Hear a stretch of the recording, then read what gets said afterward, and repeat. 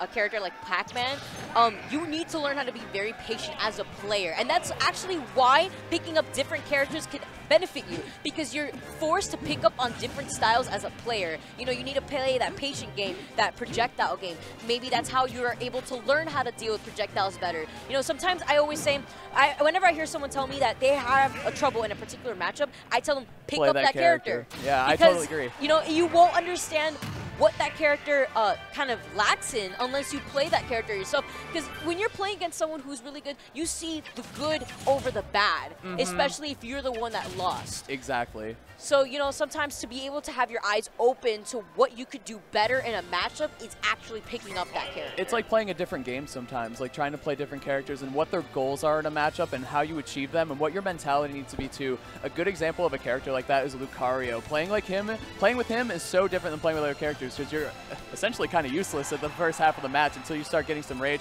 some aura, and all that good stuff.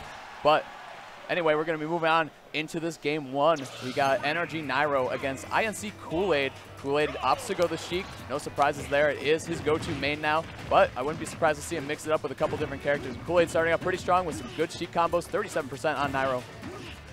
Oh my goodness, and Koolaid already doing a fantastic job at just maintaining stage control, but at the same time, this is what she excels in. She does a fantastic job at just controlling the pace of the match, but this is Nairo we're talking about here, almost getting that grab on the platform, and that would have been such a scary position for Koolaid. It would have been really bad, probably actually eating the stock, and I mean, you want to talk about control, there goes Nairo, and there goes Koolaid actually off the top. He SDI'd up, he didn't SDI behind him, oh no. Oh, that was definitely not the best DI is how I'm gonna phrase that, you know.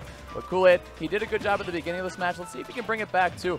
Nairo, always on the hunt, always such a scary player to fight against, and it's just this thing too. Max and I were talking about it yesterday. He's like the Nairo effect. He can just exploit your biggest weaknesses you didn't even know you had, and then make you pay for them with his stock every single time. He's amazing. That sounds like a superpower. Yeah, it is. It's a Nairo superpower. It is big time.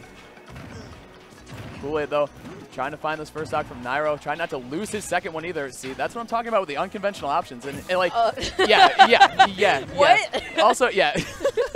Anyway, but he didn't get punished for it. Like, he got the spot dodge after, and he was okay. Like, that's the weird, like, that's Koolaid's superpower, right? The forward smash not connecting on the second hit, though. Oh. But he is going to get the bouncing fish. Great call out from Koolaid, punishing Nairo for rolling on that Smashville platform. Yeah, he actually neutral tech to replace and was able to capitalize off of that with the bouncing fish.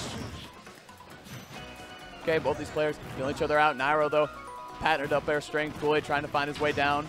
Going for the, looking like Mars a little bit with that up B out of shield, trying to catch Koolaid and end this game. Koolaid doing a good job, though, bringing this back. I mean, he was at quite the deficit. He had the lead, and then he lost it immediately to Nairo after getting that combo. The back air, though, from Nairo, not quite enough yet. And Koolaid, I like the way he's fighting back, though, because, you know, it's easy to get deflated after you lose a stock like that, especially when you're in lead. And fighting Zero Suit, you got to have a good mentality. We were talking about that earlier, characters and playing as them or playing against them, the mentality you have to have. And Nairo is going to get that back air, and it is going to be strong enough to take game one from Koolaid. Yeah, absolutely. Things could have definitely been different if he was able to hold on to his first stock a little bit better.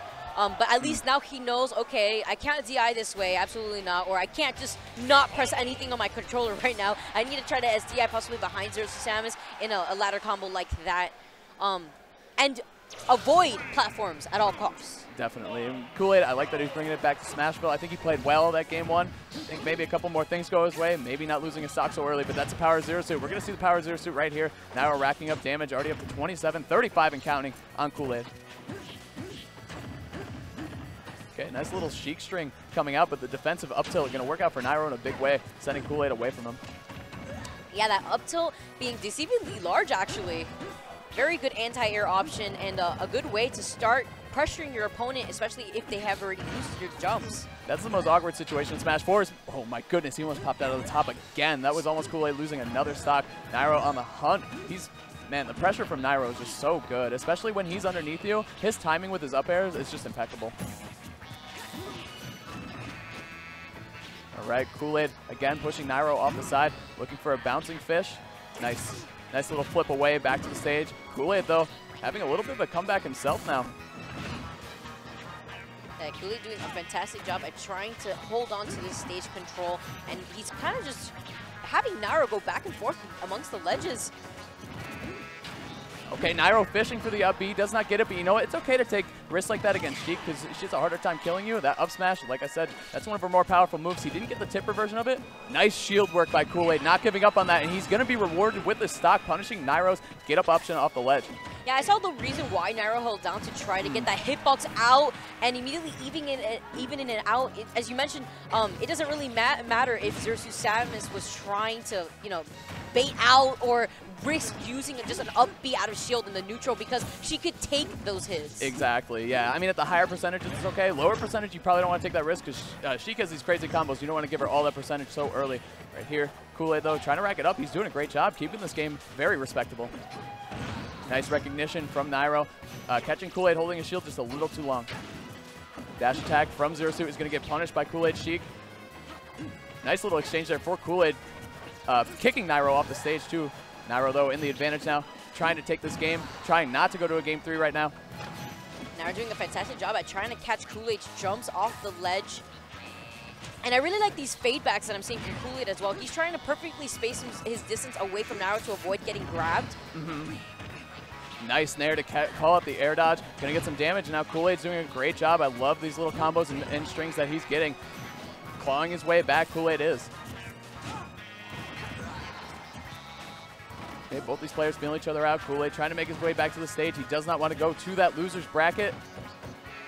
Nairo, wow, that was really nice. He got jab 1-2, and then he hesitated and went for the up tilt, calling out Koolaid, whatever his option was, but he definitely dropped shield and paid for it by eating that up tilt. A little bit of damage on him. Yeah, we were talking about how that up tilt is actually really large, and another back air taking the set.